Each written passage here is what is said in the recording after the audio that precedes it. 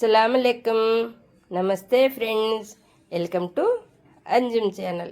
ఈరోజు మనము ఒక స్మాల్ స్టోరీని చెప్పుకుందాము. కిందకి వెళ్ళి ఒక పాల ప్యాకెట్ తీసుకురండి. తెల్లారింది, టీ పెట్టుకుందాము. వెళ్తున్నాను లేవే, తెల్లారితే చాలు. షాపులన్నా తెరవాలన్నా వద్దా? తెరవని, తీసుకొస్తాను.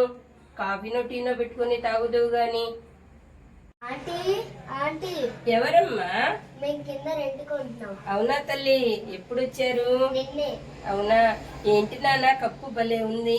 అమ్మ పంచదార. అవునా, భలే ఉంది నాన్న కప్పు.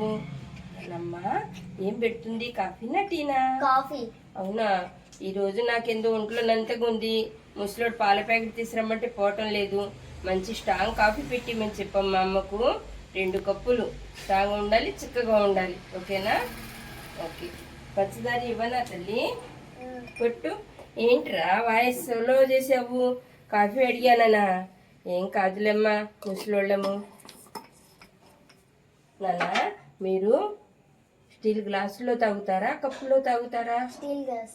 అమ్మ, మాది కొంచెం రిచ్ ఫ్యామిలీ నాన్న. మేము స్టీల్ గ్లాసులో తాగము. కప్పులు ఇస్తాను, తీసుకురా తల్లి. ఏమనుకోకు. ఓకేనా?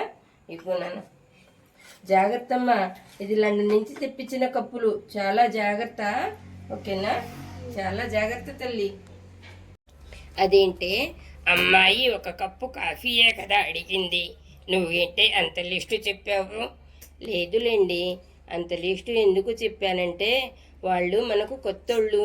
వాళ్ళు మనకు పావలా అడిగారనుకోండి, మనం ముప్పాల వంతుగా వాళ్ళని అడిగామనుకోండి, మళ్ళీ తర్వాత రోజు రారు.